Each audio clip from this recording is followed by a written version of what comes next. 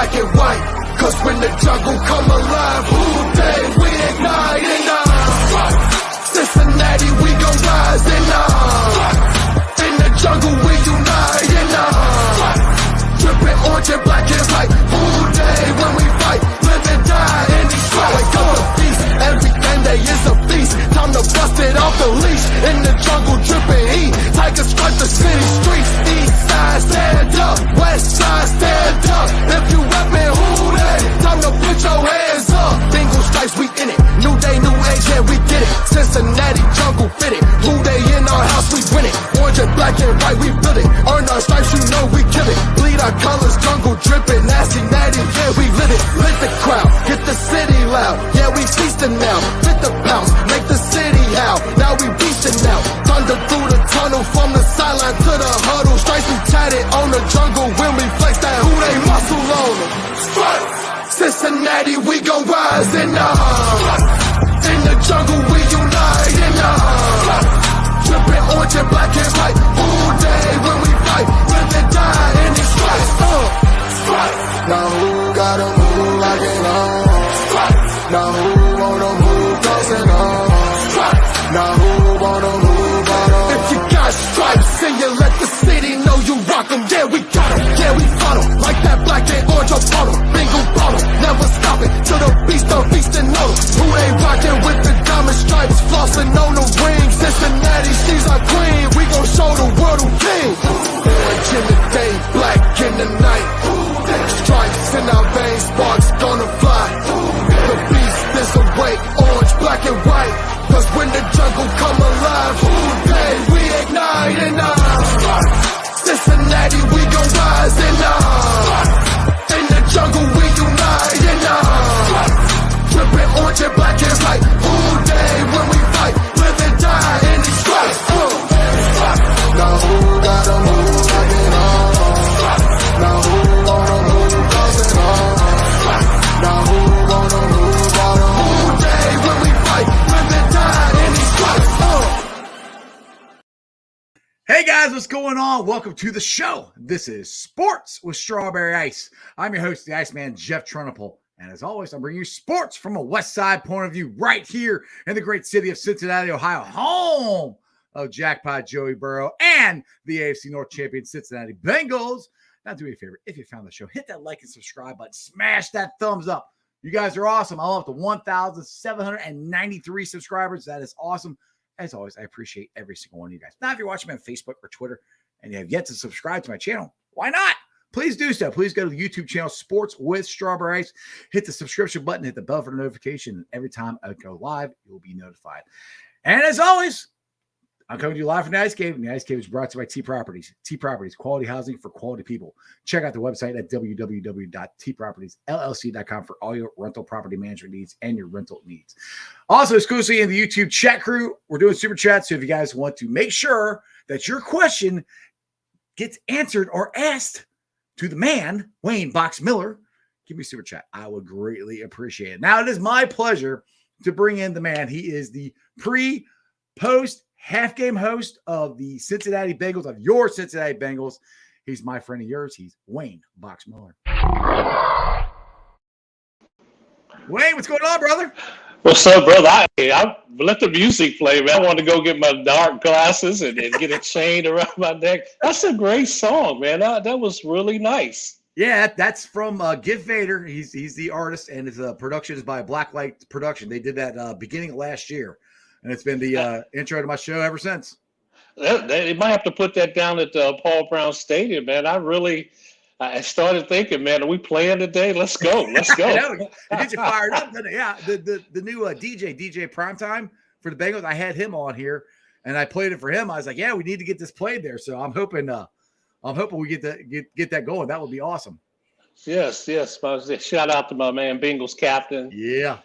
Good dude, man. You guys, I appreciate being on. I really do. Hey, no problem. Like I said, I appreciate you coming on. Like I said, you are the post game, and halftime voice of the Cincinnati Bengals. You and Dan Horde.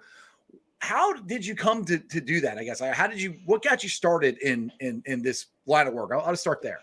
Yeah, well, thank you. So my degree is in communications. I graduated from Morehead State University, And a lot of people don't know I actually went to college to be an artist. I was an art major and switched careers as many of us do. But been in the business, man, and I actually got involved with the Bengals through Marvin Lewis and the Community Fund and Eric Thomas, E.T. Mm-hmm. And I had a radio show, the Primetime Sports Show, for 8 years, and I had a blast, loved it. But Marvin Lewis's Community Fund reached out and said, hey, we'd like to do something tailgate-wise before the games. And, E.T. and I said, absolutely. Sharon Thomas, who unfortunately passed, she brought us together. Marvin worked well with us. And so that started the entree. Then Vince Cicero, who's now with FC Cincinnati, reached out to me and said, hey, would you like to do some of the out-of-game shows like Pep Rally Show and the Bengals Game Plan? I said, absolutely, right? I mean, just to continue that relationship. And then, I got a call a few years back, and they said, hey, we're looking at making a couple of changes and like you to consider doing the pregame, halftime, and postgame show on the radio network, which I think right now probably in 30 markets. Right. But the opportunity to work with Dave Lapham and Dan Horde, for me, I've known both of them prior to that. I've been a fan of their work respectively and collectively. And just to have that opportunity to work with them to represent the Bengals doing the broadcast is really a good thing to me. And I tell you, man, this is one of those moments where you wish your dad was still living. Yeah. He was a diehard Bengals fan. Switched allegiance from the Browns to the Bengals the day it was announced we had a franchise. So it's been a great run, man. Well, I think you do a great job. I thoroughly enjoy listening to you. And like you said, I'll second that with Dave Lapham and Dan Horde. I've had them both on my show multiple times. They're great guys. Like I said, I've seen, you see me down at practice. I see them down at practice. They're really friendly. So like I said, it was great to finally get to meet you in person the other day. Because I keep trying to reach out to you. I'm like, how can I get a hold of Wayne? And I'll stand next to Cookie Lady. And she brought you over. I'm like, hey, how you doing? So, the Cookie Lady, man, she knows us all. She baits it, right? She dangles them in your face. Like, Cookie Girl is more famous, I think, than any of us because she's got those cookies. They are the best cookies. I got some up my fridge. I've been nibbling on them very, very, very slowly because I want to savor them, man. But there's some good cookies. I like them. All right, so let's get into this. So you've been down at Bengals practice every day. I've been down there almost every day. Yeah. What's your feeling of the locker room, the environment? How are things going down there? Well, the purposefulness of this team cannot be understated. Mm-hmm. I go back to OTAs, and I remember walking out on the field. There is this, man, you just sense this singular-minded purpose that this team has. And watching them work, it's like everybody knows what the mission is this year. Right. Everybody knows what the goal is. And I think winning, getting to the Super Bowl, you got a taste. Mm-hmm. And now all of a sudden it's like there's nothing else in my view except getting back and finishing what we started. So I think you see that. And then when camp started, the competitive nature for me of the wide receivers and the defensive backs stands out to me. Right. But I think the sleeper area on this team that I'm really looking at and I'm excited for, believe it or not, are linebackers. Yeah. And I think when you think of Logan Wilson and Jermaine Pratt, right, they played extremely well, but Hakeem Davis-Gaither was playing well before he got injured. And then Marcus was doing well, Bailey. Right. And so they've got some guys, man, that I think are poised to have breakout years or even better years. I mean, Logan Wilson, I think, is a football savant. He just happens to be where the ball is. And I'm really looking forward to the linebacker position. Yeah, I mean, honestly, I think Logan Wilson, if he didn't get hurt last year, would have had a really good shot at a Pro Bowl the way he was playing. Like you said, he made at the beginning of the year, he was always, I mean, the whole year he was always around the ball, but beginning of the year, he was making play after play after play. And it showed when he wasn't there of what a big loss it was. Now, Pratt and Hakeem Davis-Gaither all of them stepped up while he was gone. But Logan Wilson, to me, is the star of the linebacking core. I mean, he's the guy. He's the quarterback. And he, like you said, he is making the plays. And I'm looking forward to, like you said, to seeing where he goes from here because he made a huge jump last year. And if he can make an even bigger one this year, look out, man. That's going to be good for the Bengals. Yeah, and I mean, even Jermaine Pratt. You think about Jermaine Pratt now that the Raiders game. Jermaine Pratt comes up with the big play to seal the victory. Yep. Both of these guys are really understanding their role in Lou Anarumo's scheme and getting comfortable at this level. So again, I know a lot of people are looking at offensive line, and rightfully so, and defensive line rotation, but I really, really am looking forward to seeing what this linebacker core can do. Yeah. I got a good question here from the chat here. It says AJ Turnipple, it's Alan Turnipple. He said, how did the team respond with Burrow's return to camp? So the other day he came out on the cart, and I think a typical Joe Burrow, he just kind of came out. There was no, fanfare or whatever. But strolling out. But I think that they had been talking to him, and so there wasn't this whole kind of, oh my gosh, there's Joe Burrow. I think they kind of knew he might have been in the building, but the guy is a different guy, man. Joe Burrow is one of those unique guys. I think that it's the comparison to Tom Brady is fair in that personality style, quarterback traits, obviously not the number of Super Bowl rings and all that. Right. But when people reference the comparison, it's for the style and approach, the leadership. He just has this DNA in him, man, that is about winning, about galvanizing the team, about being prepared, about respecting your opponent but not fearing them. He just has all of those intangibles in a quarterback, and he has the ability to transfer what he's done Monday through Saturday to Sunday on the field.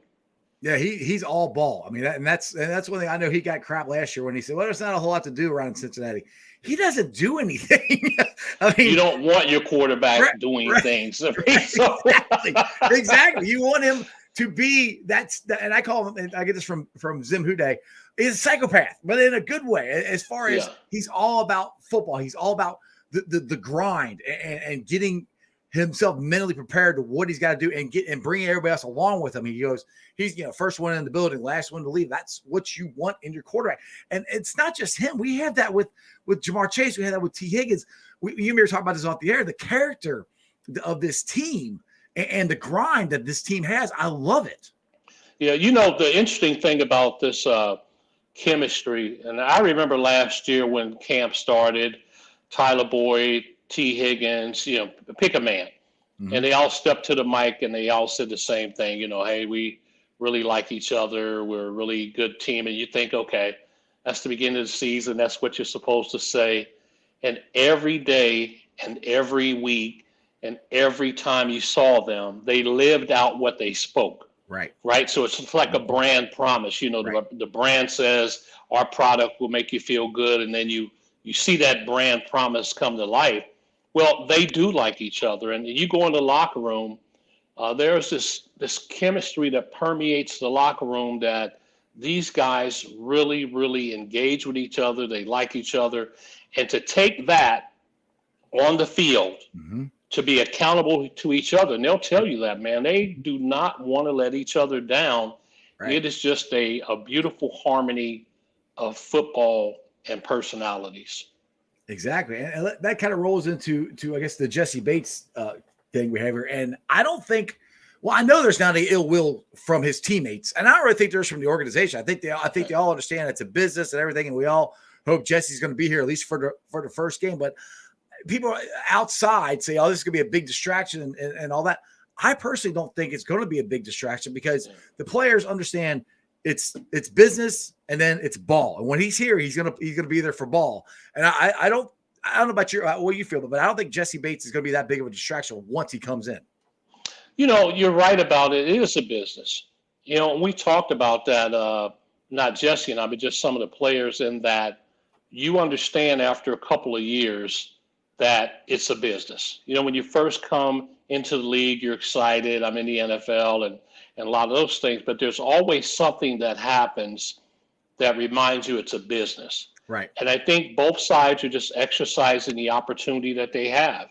He has the opportunity to hold out for a second. The team has an opportunity to franchise tag him. They both have the opportunity to try to work out a deal before the start of camp. They didn't get that done. But these are just part of the inner workings of an NFL team and a player. And it's a process that none of us like because we all in a perfect world, we want him signed and we want him here. Yes. They want him signed. Right. They want him signed and they want him here. And he wants to be here. But I don't think it'll hurt chemistry. He's well liked, well respected in the front office and in the locker room. I think, when he does come, I believe at some point, somewhere, he'll be here. And it's let's go. I've heard that he's been communicating with Dax Hill. Just talking to him.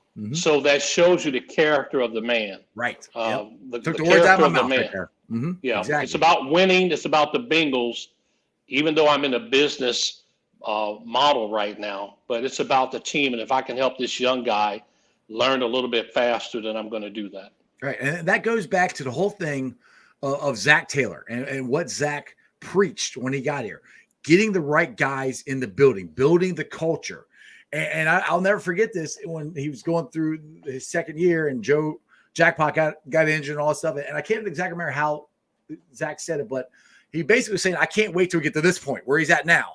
When all this stuff and everything I've been preaching, and everything that I've been, trying to get the right guys in the building and the culture is come to fruition. And that's where we're at now. And that goes to, I think, a great thing for Zach Taylor, what his vision was and how him and Duke Tobin are like this, as far as trying to get the right guys in the building and the guys that they had, it's all working perfectly in sync. Yeah. And it really goes even higher to that. And a lot of people don't want to hear this, but, Mike Brown, Katie Blackburn, Duke, they're all working together, man. There's as much as we talk about the chemistry in the locker room, there's a front office chemistry. And, there are a lot of front offices where there's a lot of friction and there's a lot of contention that happens. But again, everybody's on the same page and, trying to work toward this common goal. And now you bring in Caroline and Elizabeth and they're infusing some new ideas. And again, the business model continues to get better. It continues to have success. The Bengal fans have responded. Season tickets are sold out. The city is energized. I think, everybody deserves credit when you win. And I think this is one of those moments as a city and as a fan base. Let's just lean into this and enjoy it, man. This is a beautiful moment in time for Cincinnati Bengal fans. Exactly. And that's why I kept trying to preach that last year. Because I remember myself when we went through the 5 years of the playoff run and didn't win a single playoff game. Every year I got to toward the end, I got to the end, I don't care about the regular season. I want to win a playoff game. And I didn't enjoy the winning, I didn't enjoy it as much because I wanted to get that first playoff win so bad. So last year I just kept preaching. I was like, enjoy this because you never know when it's going to happen again. Because we all think we're going to go back to the Super Bowl, which I think we will. And I think we're going to win it. But if we get a whole bunch of injuries and different things happen, you never know, it's football, things do happen. So that's the thing. And we are in this window of Bengals football that we may never see again, at least not for a while. The talent that we have on this team that's here right now, we're not going to be able to keep all of them. We know that. Right. Hopefully keep as many as we want. We need to enjoy this as much as we can because, Wayne, we got a damn good team, brother. We got a damn good team. We got a damn good team. And the thing I remind people of, I got two names for you. Dan Marino, Aaron Rodgers. Yep. Everybody said they'll be going to multiple Super Bowls, and Dan Marino never went back. Aaron Rodgers, he gets close every year. So the players understand this window that you speak of. There's a core group of guys, that are going to be with this team going forward.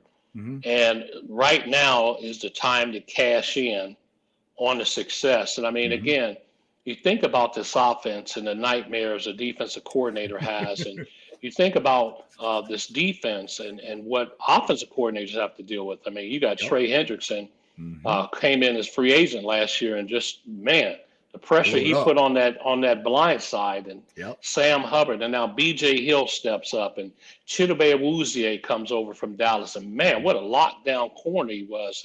And I think arguably one of the best tandems of safeties in the NFL, Bates and Bell. Yep. I mean, so again, I think we got the best slot corner in the league. Mike Hilton. Let me say something. Yeah, Mike Hilton fears no man. Yes. And he will remind that man that he doesn't fear him while he's beating him. So Exactly. I love Mike, man. And Mike and I have a little running joke about a music artist and stuff. Is fun. But again, all of these guys, man, want to see each other do well. And I just really appreciate it. Exactly. Now the chat is blowing up. I said we talk about this a little bit, but Deshaun Watson, that came down. The arbitrator said it's suspended for six games. The NFL is going to, try to get more. I think they want him suspended for an entire year. And now I have a problem with 6 games because a guy who gambles is suspended for a whole year. A guy who smokes weed gets 25 games or whatever. 6 games doesn't match it. That's my own opinion. Where do you think we're at on this? Because if they go and they start suing each other, then he's going to be playing game 1, I think. Yeah. There's a quote I love. It says, we judge people by their actions, but we judge ourselves by our intentions. Right. And so we are heavily judging Deshaun Watson, but if it was us, we'd be judging different by our intentions. Right. For me, man, I think what the league did in hiring someone to render these decisions was a very smart thing to do. The problem is now people don't agree with the decision, Right. But the reality is, none of us know all the facts of the case. Right. True. None of us do. And so you've got a judge who knows how to look at the facts, who knows how to discern fact from fiction, and looking at precedent and rulings. And one of the things that somebody said to me was pretty interesting, like Ray Rice, there was video. Right. You look at a couple of other things, there's hardcore evidence, there's proof. You look at, different things where renderings of decisions have come down where all the evidence was visible and available. There's no visible evidence here. Now, is it bizarre? Well, yeah, very bizarre when none of us are going to disagree with that.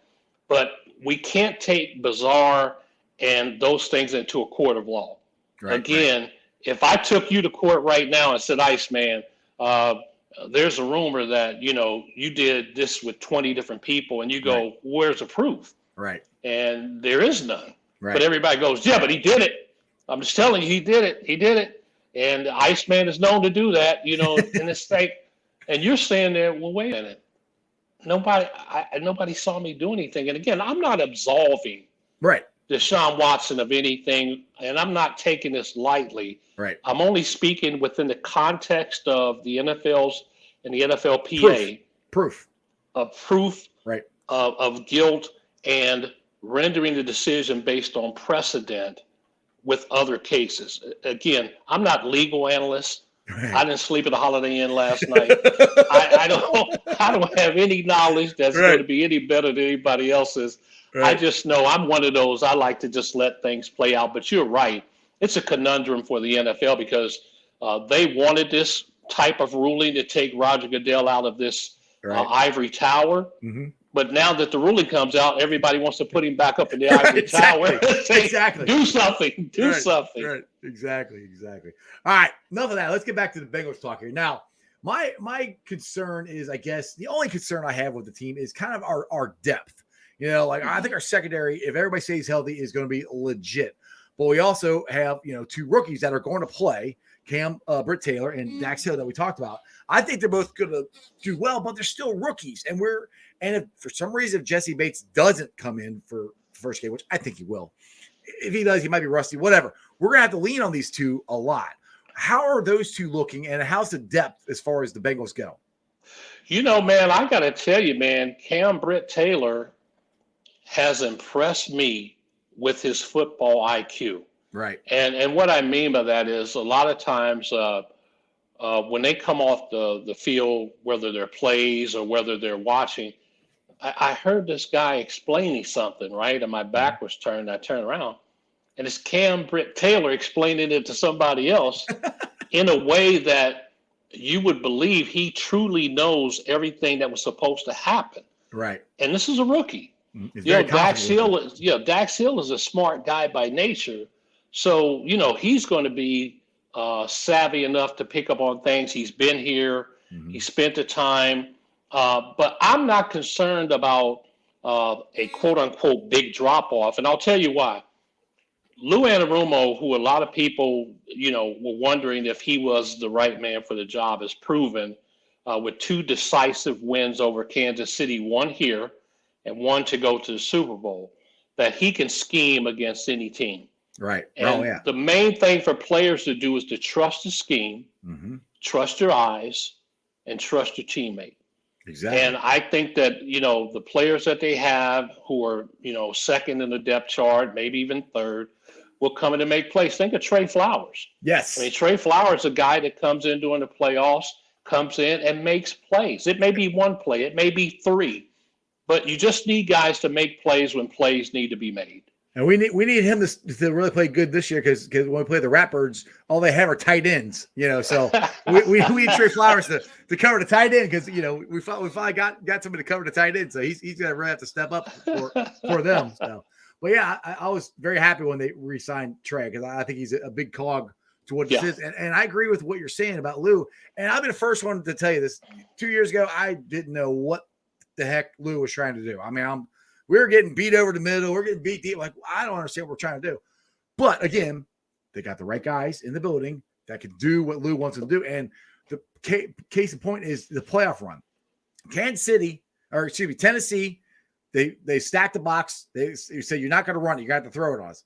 Kansas City game, they did the exact opposite. And I call it the amoeba defense or morphing defense. It's what the New England Patriots have done for years. Basically, whatever you do well, Lou is figure out how to shut you down with it. And I think that's great. That's really hard to be able to do. And with Cambert Taylor, Dax Hill, the guys that we just added, along with guys we already have, we have guys that can play multiple positions within the same play. That's unbelievable. And the other thing, man, a lot of people, I know he gets a lot of grief, Eli Apple, but you talk about a guy that's making Jamar Chase better. I mean, he makes Jamar Chase better by making him work in practice, and he gets after it. And as Lou said, until someone comes and takes that job that belongs to him, he's part of that secondary. And as Zach said in the presser, he's not the only guy that sometime gets beat. You're going to get beat in the secondary. It's just you got to have short-term memory loss, as Eric E.T. Thomas always says. So I think that this team continues to push each other to get better. And you've been to camp. The biggest highlight, I think, for most people is watching Boyd, Higgins, and Chase go up against the DBs because the DBs, Hilton, Awuzie, Eli, they don't want them to catch anything. Nope. Von Bell doesn't want them to catch anything. And then they chirp at each other. I'm close to here. That's awesome. You know what I think that most people don't think about? There's not going to be a DB in the league tougher than the competition they face in practice. Right. Conversely, flip that. There's not going to be a wide receiver in the league that's tougher than the 3 guys they face in practice. And the 4, when you add Mike Williams and Mike Thomas and Stanley Morgan, they're going up against the best of the best in practice. So when they get out on the field, they're seasoned and ready, man. They're ready. And everybody always loves Jamar Chase. What do I do? I love Jamar Chase. I mean, I love him even more now. He wore the hat the other day, on the interview with Peter King. So I love him even more. But T. Higgins is legit. He is I don't consider him a number 2. I think it's more like 1A, or we have 2 1s. I mean, T. Higgins, I think sometimes gets lost in the shovel of how good Jamar Chase is. But T. Higgins, box is a legit wide receiver. I mean, I can't think, to me, those are the 2 best combo in the league. We have the best 3-man wide receiver group in the league, period. Right. I'm ready to debate. Anybody that wants to have that debate, call me. Let's do it. You have 3 1s. Yep. Tyler Boyd is the best slot receiver in the NFL to me. You might say, well, this guy is better. I'm not going any lower than number 2. But right now, Tyler Boyd in the slot, one-on-one, is going to beat whoever's on him. Right. He's going to beat him. Yeah. So he's the number 1 guy. Jamar Chase, the records and the numbers were astounding. T. Higgins, how many balls did he go get? His vertical ability is second to none. His height, his length, his reach, his competitive nature. You have 3 number 1 receivers on one team in one way or another. And the biggest factor is they all respect each other to the point that they don't care who gets the touches. No, you can see that by when the other one gets the reception, who's there blocking? The other wide receivers. I mean, I've said this before. I will never forget this. The Joe Mixon run in Detroit last year. Yes. Who was out in front laying the wood to people was Jamar. Yep. Laying them out and took it all the way to the house. I mean, Mixon doesn't make it there if Jamar's not out in front of him. Right. And that's what's awesome about this team, that they are there for each other no matter what. They got each other's back no matter what. Yeah. You win with 11, not 1. Exactly. You win with 11. I mean, those guys up front have to give Joe Burrow time, and they also have to give Joe Mixon holes. Mm-hmm. And so a lot of times we're so enamored with Joe Burrow, and we should. But Joe Mixon to me is a top 5 back in this league, period. And he's got power. He's got an offensive line this year. Yeah. Well, he's got power. He's got speed. Mm-hmm. He's got hands. Yep. He's got moves. Joe Mixon to me could have a phenomenal year simply because of the pressure that the defenses are going to have to deal with on the edges and in the slot. Wheel routes, screens, whatever. Get the ball in Joe Mixon's hands, and he's just a guy that wants to make plays. I'm just telling you, man, Joe Mixon to me is a top. He's a top back in this league. And absolutely. Can't wait to see him, and he looks great. He does. Oh, he looks good. And he's fired up and he's ready to go. You can just tell by the way he's running, because every time he breaks one in practice, he's taking it all the way. No matter if he got touched or not, he's running all the way to the end zone. And you know who that reminds me of? Who? Corey Dillon. I remember Boomer Esiason, when Corey Dillon's rookie year, he would talk about how Corey Dillon would run every single one of them all the way to the end zone. If he got touched or not, he'd finish it all the way to the end zone. Corey Dillon, to this day, I would say is one of the top 3 punishing runners that I've seen in the NFL. And I mean punishing runners. When it's 10 degrees outside, as Jim Anderson, the veteran running back coach, said, a lot of people don't want to tackle you when it's 10 degrees outside and it's cold. Right. And think about Corey Dillon coming around the corner. That's not a sight for a 190-pound defensive back or 180-pound defensive back to have to deal with Corey Dillon, who always looked like he was running mad. So, I mean, and maybe he was. I don't know. But he's mad about his draft status, where he got drafted at still probably. Well, we talk T, we talk Jamar, we talk Jackpot. The one guy we haven't talked about on the offense yet, who I think is going to make a big impact, is Hayden Hurst. I personally think, and I love CJ Uzomah. It's nothing against him, but from what I've seen on the practice field, I think Hayden Hurst is smoother in his cuts, a little more fluent. I think he's going to get open more than CJ did. I don't think anybody was ever concerned about what Hayden Hurst could bring to the position. I think the concern maybe for a lot of people is who will pick up the leadership void that CJ left. Right. CJ, right, wrong, or indifferent about where he is now and different things. He was a leader. He stepped up. He galvanized his team. He did a lot of things that we saw, thanks to social media and in-depth coverage of the team. We saw him taking a leadership role. I think that's the one thing you're hoping other guys by committee will absorb that aspect of CJ. But on the field, I do like the way he moves, man. I like the way he runs routes. He's pretty smooth in and out of his breaks. He's a guy that's another weapon. He can stretch the field, and it's going to be interesting to see how he gels with this team. Now, Tim, in the comments here, talk about the offensive line here. Now we haven't got to touch on that. Now I think Joe Mixon is throbbing at the mouth to get the season's going to run behind these guys. Ted Karras, Leo Collins, Alex Kappa. Where are you? I know Kappa and Lyle have been injured, but from what you've seen from the difference from what Ted Karras and these guys bring from what we had last year to this year, what's your thoughts on that?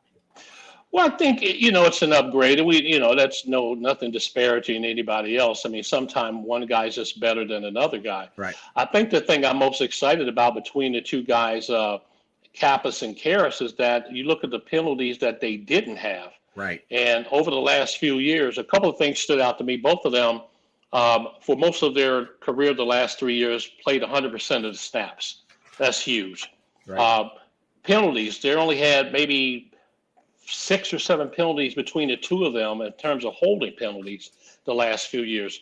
Those are critical statistics to keep an eye on, because if you're out there playing and you're not making mistakes, that means if Joe Burrow hits a big play, you don't have to worry about looking for that yellow flag on the ground, calling the play back that could have been a game changer. So not only are these guys durable, they're going to be playing the number of snaps needed to play, but they're also going to play with the professionalism and technique and the ability to do it in an effective manner. It only makes the other guys better. Right. So when you look at Jackson Carman and Adeniji and Deontay, being around these guys and just, again, absorbing what they do, continuing to learn from Frank Pollock, who, we all love him.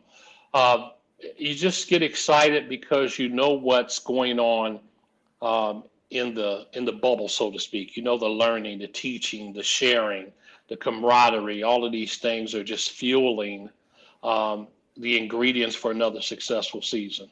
Yeah, exactly. And you talk about that, and this team in general last year was one of the least penalized teams in football. So you're just adding more to that. And I had Ted Karras on my show a couple months ago, and talking to him, he's a coach in waiting. I mean, I think that's what he's going to do after this is over, and having him, be the center for your line, that's got to rub off on Jackson Carman. And I think it has, because see, like, Jackson's come in better shape this year.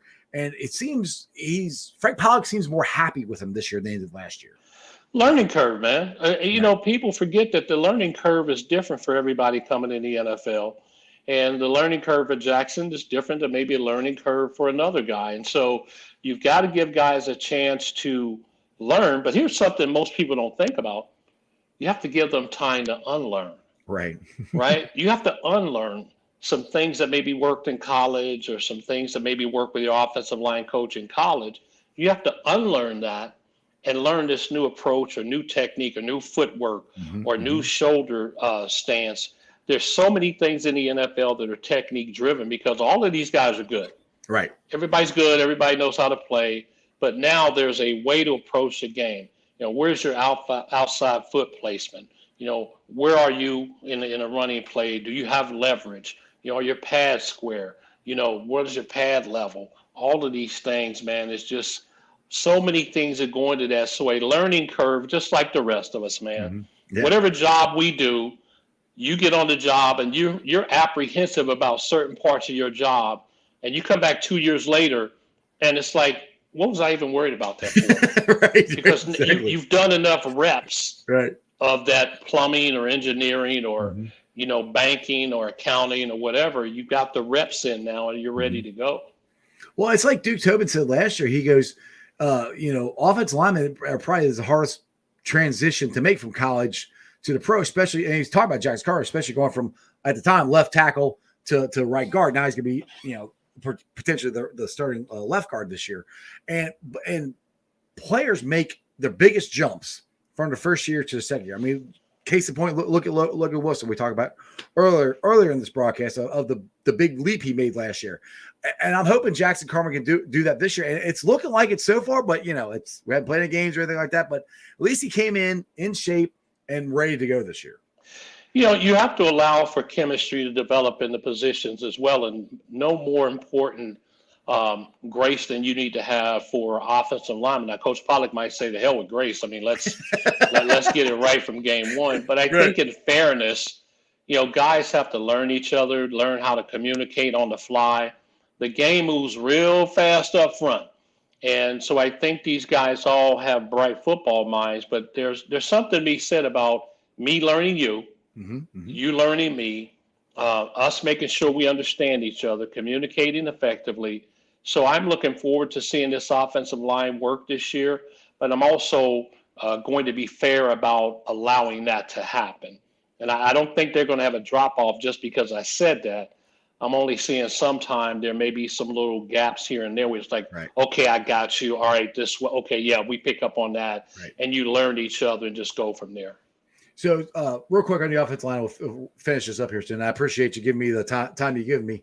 L. Collins, have you heard any time frame of when he possibly could be coming back? And I think Alex Kappa did he practice yesterday? I think he did. I can't remember, to be honest. Yeah. Well, man, I think, again, that's something teams never disclose. Right. Progress with illness or injuries and things. I can only say this. I am such a fan of his. I am such a fan of how he speaks, how he carries himself. I'm such a fan of how he wants to do well, how he wants to protect his quarterback, how he wants to win. He has all the intangibles. He has the heart, the grit. He has everything that we want in an offensive lineman. And I think the team is smart not to rush him out there for the sake of satisfaction. Right. Mm-hmm. To say, oh, well, we're going to put him out there because he's supposed to be out there. Yep. Mm-hmm. I think they want to make sure that he is completely healthy and ready to go. And hopefully by the first game of the season, he'll be out there. And again, the depth, the rotation of that front line is only better with him in the mix. Absolutely. And again, I think that goes to Zach Taylor, too, of the way he coaches. I mean, just since you brought that up, the way Marvin, and nothing against Marvin Lewis. Marvin Lewis, if you didn't practice, you didn't play. Zach, he's pulled Eli Apple out. He's pulled Kappa out. He's pulled different guys out. If they got a little twinge or something, they're pulling them out, especially early in camp, because they'd rather them make it to, the first game of the season instead of blowing something out, in training camp. So I think that's just a different culture, a different way coaching has changed over the years here in the NFL. Yeah, and the game has changed. I mean, from the time Marvin Lewis was here to now, man, the game has changed, even how players are treated. Right, exactly. How players are handled with injury. I mean, there continues to be an evolution of how the game is played. I mean, I can take you back 6 years ago. Mm-hmm. The running back position was much more important 6 years ago than it is now. Right. The running back is not the darling position it once was. It is the wide receivers and the slot receivers that are the darling, because the game is now a vertical, passing game. It's about getting the ball down the field. It's just to where the game is going. So I think, it's hard to compare, quote unquote, what this coach did versus what this coach did. I think one of the things that Zach in his youth relates to players in a different way, because it is a different type of player that plays the game now. So there's a lot of factors that go into how coaches treat players and their philosophies. But these guys, to a person, connect with Zach in the most meaningful way possible, and that's through respect of their leader. Exactly. Now you brought this, the way football was back in the day and compared to the way it is now, brought me to Isaac Curtis. And going to be finally get into the Bengals Ring of Honor, which you're all happy for, him and Willie Anderson. And we have Ken Riley and Ken Anderson, or hopefully one of them will get into the Hall of Fame. Hopefully we get two. Hopefully both of them get in, and hopefully Willie gets in. That'd be great. All three of them get in at once. Yes. That would be awesome. But Isaac Curtis, I'm so happy that Bengals fans voted him in. I know everyone wanted Chad, and I love Chad. Right. But Isaac was the original 85. They literally changed a rule in the NFL because they could not cover Isaac Curtis. And yes. I try to tell people, I was younger, but he was a bad man, okay? And I wish people would know how good Isaac Curtis, if Isaac Curtis played today, he would be Jamar Chase. I'm not kidding. Yeah. That's how good he was. And he's a guy, and he tells you he was a football player that ran track, not a track athlete that played football. And there's a big difference. And one of the things that Isaac Curtis did was he averaged, 17 yards a catch, I believe it was, when a guy could put his hands on you all the way down the field, clothesline him, and still find a way to be a threat when you could literally beat a guy up down the field. And so I was super happy for Isaac. I think he's one of the classiest people I've ever met. I think he was a consummate Bengal. He was a consummate NFL player. He's a consummate person.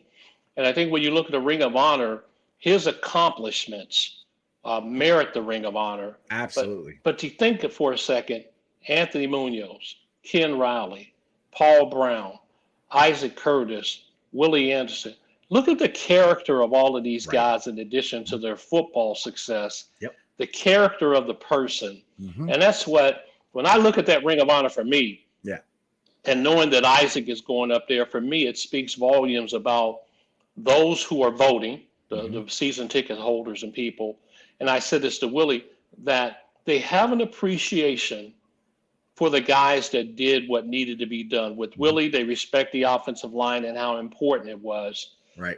For Isaac Curtis, they respect how he played the game, the success he had, and respected the fact that he put up those numbers not being able to get off the line of scrimmage or get a free release. Mm-hmm. And I'm like you. I tell people all the time, I make no apologies for this. You say 85 to me in Cincinnati Bengal football, it's Isaac Curtis, period. Right. It's not Isaac Curtis and Chad Johnson, and I know Chad and all that, but Isaac Curtis is 85. Exactly. And period, end of sentence for me. And that's what's cool. I think about T. Higgins wearing 85, because 85 is to me is an iconic number with the Bengals. I know the Cowboys have 88 and their top wide receiver always wears that. Well, it's kind of, I don't think they designed it that way, but one of the best wide receivers is always wearing 85 throughout the years. It is an iconic number for Cincinnati. It all started with Isaac Curtis and the touchdown, dunked it over his shoulder. Yeah. It was nice and smooth. And I'm, like I said, I'm so happy that he's there. Chad will get it. I'm not worried about it. Chad's going to get it to the Ring of Honor. So, I mean, the guys that played in the 70s, we need to honor them before they're not here anymore. So what happened with Ken Riley doesn't happen. So, because he's not here to enjoy this. And that really irritates me, to be honest, that we weren't able to enjoy this with him while he was here. So that's why I'm always like, if we're doing two, you gotta get one of the old guys and one of the newer guys. It's got to be because we cannot forget about the guys in the 70s and the early 80s, because we had great teams back then too. And the way to honor them and those teams is put those guys in the Ring of Honor. And I think as Bengals fans, we've done a great job the last couple of years. No question about it. And again, there's plenty of room up there in the ring. And I look forward to seeing more guys go up there and the deserving guys. And I think, again, the voting Bengal fans know who belongs up there. I think seeing Isaac, man, it'll be really good for me. I've known Isaac a long time and consider him a friend, and Willie as well. It just makes you feel good, man, the guys that put it all on the field, right? That they're getting rewarded. And to your point, while they're here, I tell you, man, it really cuts to my heart, man, in a sad way, but a joyful way. I interviewed Ross Browner. Okay. This past season, when every week I would bring on one of the veteran guys and talk to Ross. And I've known Ross, I know his wife Shayla, and have had the pleasure of interviewing him. And then when he passed several weeks after that, man, it just hurt me, man. So, I just love to see these guys getting recognized before, the good Lord calls them home. And Isaac Curtis, couldn't happen to a better guy. I truly hope the NFL Hall of Fame puts one of these guys in the Hall. Two of them out of the 12 are Bengals. They both deserve to be there, but let's hope we got something to celebrate in that respect too. I mean, Ken Riley is still, I think he's 5th or 6th all time in interception. Still, I mean, and I got this graphic somewhere. Everybody above him is in, and everybody below him is in, except him, and that's ridiculous. Ken Anderson had back-to-back passing titles in the 70s and 80s. He went to the Super Bowl. I mean, Dan Fouts never went to the Super Bowl, but he's in. How is Ken? I was like, sorry, I could go on and on about this. It really bothers me. Those two should be in there. Isaac Curtis should be in the Hall of Fame. I don't know if that's ever going to happen. But Willie Anderson, we got to get him in this year. And if Willie doesn't get in this year, I'm going to be beside myself because he is, in my opinion, the Bengals probably had the best left tackle and best right tackle in NFL history. At least Anthony Munoz, we know, is the best left tackle. Willie Anderson is top 3 at least, if not top number 1. I mean, you listen to guys that play against him talk. Mm-hmm. That's your Hall of Fame endorsement right there. Yes, and Michael Strahan and Willie McGinnis and guys who are in the Hall and guys who are perennial Pro Bowlers in their day say, this guy was the one guy I did not look forward to playing. This guy made life tough for me. This guy was hard to get by. To me, if you're a voting member of the Hall of Fame, those are the endorsements that should seal the deal. Right. And that's why I've always felt when you have a Hall of Fame, why players should vote. Mm-hmm. Yes. Because I think players know more than us right about who is a Hall of Fame player because they had to either go up against them all the time or they talked to guys who went up against them all the time. And the caliber of that competition and the measure of success that player has can be confirmed by the one or two people who know best, and that's the ones that lined up against them all the time. So I really hope Willie Anderson gets in. He, again, deserving. Ken Riley, deserving. Kenny Anderson, deserving. I look at it this way. Let's put them both in.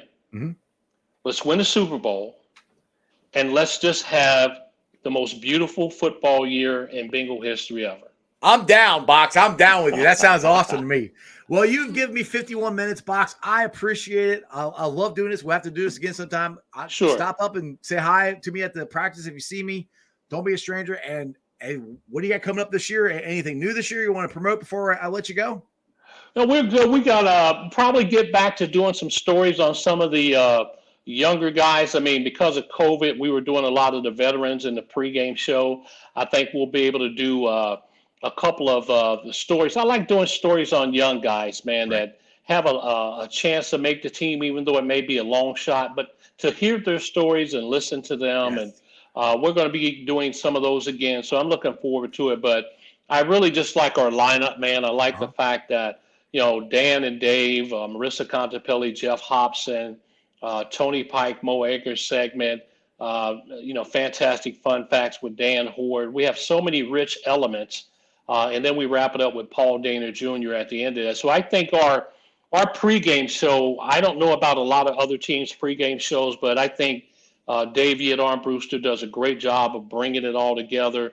But the different elements that you get to experience in our pregame show is really, I think, one that people shouldn't miss if they're in the car or don't have a TV in front of them. Just lock us in and just enjoy us getting you up to that kickoff, and then Dan Horde and Dave Lapham take us home from there. Absolutely. I got a guy for you to go check a story out for if he makes the team, and I'm praying he does. Delonte Hood. I had him on my show.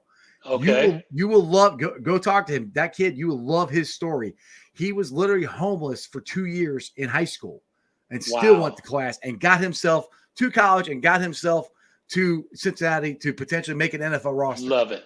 He's already made it, man. Yes. For a young man to survive that, he's already made it. Absolutely. I am rooting for him like crazy. So if you want to do a good story, go check him out. Anyway, Wayne, I appreciate it, man. Again, we'll have to do this again sometime. Thank you, brother. Take it easy. Hooday. All right. Hooday, baby. All right, guys. I hope you guys enjoyed that as much as I did. Wayne is awesome. He's a great guy to talk to. He's super friendly. If you guys ever see him down there at practice or outside the stadium or anything, walk up, say hi. He's an awesome dude. Like I said, he gave me 50 minutes. That's great. All right. Let's get the Facebook groups that let me live stream. And as always, I appreciate every single one of them. They are Houday Nation, Bearcat Ruckus, Bearcat Country, the Ohio State Bucknuts, and then the Ice Bar. And then you can follow me on all my social media platforms, all under Sports with Strawberry Ice. I'm on Facebook, Instagram, Twitter, and TikTok. Twitter handle is at Jeff A. Trunable. TikTok is at Iceman90. Hopefully, I'll be pulling the sound off and put it on a podcast so you guys can hear this because I really enjoyed this interview. Tell your friends, tell your neighbors about Sports with Strawberry Ice, the podcast. It's on BeanPod, Apple iTunes, Spotify, Google, Stitcher Play, pretty much wherever you get your podcast. Make sure you rate, like, and review. YouTubers, my originals, you guys are awesome. I'm up to 1,793 subscribers. Jackpot Joey, yes, the new hat is fire. And if you guys did not see it yesterday, and if you follow me on Twitter, or if you follow Jackpot Joey or Maddie Myers, you know that Jamar Chase was wearing a hat just like this one. So this was a solid white 9. And I appreciate Jamar wearing it. T. Higgins started this whole thing. That's my dude. He wore the hat to a press conference last year. So it's all started because of T. Now, Jamar's wearing it. Other guys in locker rooms are wearing it. So if you guys are interested in any of this stuff, and like I said, proceeds go to the Joe Burrow Hunger Relief Fund. So we're giving back. Make sure you guys check it out. And it goes to jackpotjoey9.com. Anyway, tomorrow, I hope to make it down to practice. I should, as long as it doesn't pour down rain. Because I'll be there, but it's kind of hard to video while it's raining. But I should have another video for tomorrow. I will not be doing a show Friday because the deck is basically done. We're having the graduation party for my daughter-in-law. So she graduates Friday, and then the graduation party is Friday night. So I won't be doing a show Friday, and I won't be down to practice. But I should be down there tomorrow and doing a video and putting it together. I appreciate you guys hanging with me. I should be going live pretty much every day next week. I got feelers for different people coming on the show, but stick with me. I appreciate you guys. And as always, say it with me, people. That's just sports, baby. See ya!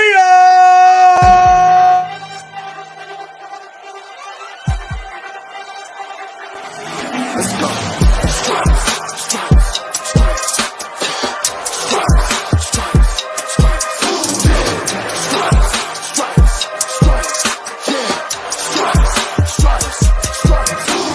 Orange in the day, black in the night.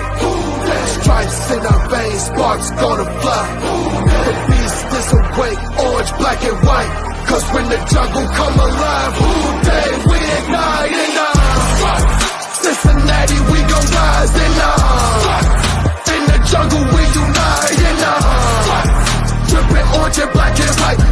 Day when we fight, live and die in these fights. Wake up the feast, every day is a feast. Time to bust it off the leash. In the jungle, dripping heat. Tigers strike the city streets. East side, stand up. West side, stand up. If you reppin', who they? Time to put your hands up. Bingo stripes, we in it. New day, new age, yeah, we get it. Cincinnati, jungle fitted. Blue day in our house, we win it.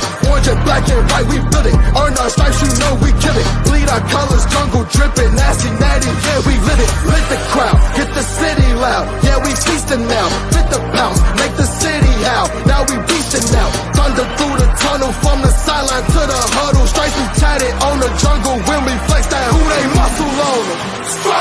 Cincinnati, we gon' rise and in the jungle we unite and dripping orange and black and white. All day when we fight, live and die in these stripes. Now who gotta move like it on? Now who wanna move closing on? Now who wanna move on? If you got stripes and you let the city know you rock 'em, yeah we got 'em, yeah we fought 'em. Like that black and orange upon 'em.